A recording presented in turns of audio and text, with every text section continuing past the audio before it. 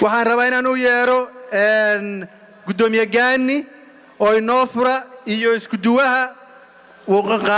dalkani Mareykanka Sheekh Abdul Khaliq gudoomiye gaani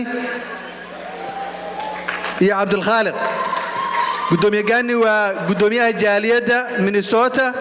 Abdul Khaliqna waa isku duwaha Mareykanka بسم الله الرحمن الرحيم الله أكبر الله أكبر الله أكبر قميستو قميستو قميستو الإله ما هذا إسكاله ما أنت هل كان إنا كيناي مركور وحنا ما دعلني دمان مرت شرفت له ما شان قصو دمان قيمه هذا كلا دوان أنا جو هل أنا وذا aan koobi karin marka hore waxaan idin leeyahay hambalyo waana kaga mahadcelinayaa inaad ka soo qayb gashaan xafladan sanad guuradii afartanaad ee ururka runtii taariikhda ururka waa laga sheekayn doonaa mar rabo inaan arrimahaas hadda aan u galo waa naloo diyaariyey laakiin laba qodob baan rabaa inaan ku soo koobo labada daqiiqadoo la isiiyey afartankan sano ee ururka uu halganka ku jiray laga soo bilaabo Axmed Gurey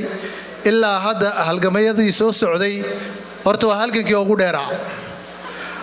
waa halgankii ugu dheeraa asagoo waliba ay la dagaalamayaan gumeystihii iyo dhammaan reer galbeedkii isticmaalayay alxamdulillah ayagoo iswata oo intaa socotaan 27 sano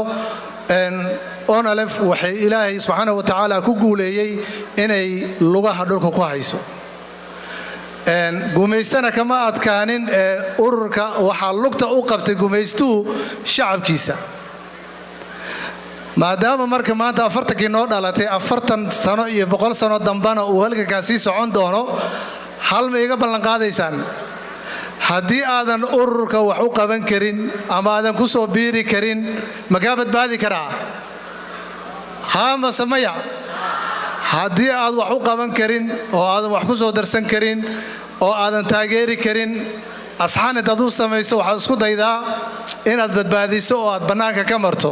waxa ugu daran oo halgankan lagu gaabiyey waxaa weeye qabyaalad iyo qabiil weeyaan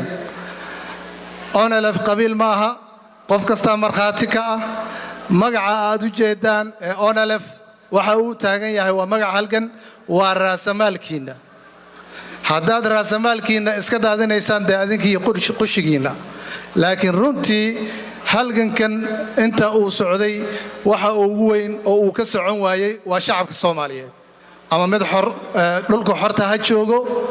ama midka halkan jooga ha joogo midka gudaha jooga ha ahaadee dad waxay yiraahdaan ururku waa qabiil oo waa ogaadeen warheed cabdi ilay soo ogaadeen ma ahayn ninka laayay ee dhameeyay soo cabdi ilay ma ahayn midka hadda kala gogoynaya ka shaqeynaya gumaystaha u shaqeynaya soo cagjar ma soo ogaadeen ma bal isqabadsi marka waa ogaadeen baana gumaadaya ogaadeen baana hortaagan ma shaqeynayso waxba kama jiraan waa manhaj mabda halkan lagu soo istaagay oo aan aniga ka mid ahay aniga ogaadeen ma anigu ogaadeen ma habartay ma dhalin hooyaday ma dhalin adeerkay ma dhalin abtigay ma dhalin mabda baan halka i keenay marka haddii aad waxba u tari karin waxaan kula dardaarmayaa bal 40 sano hor laha inoo dhimane bannaanka ma naga maraysaan waad mahadsantihiin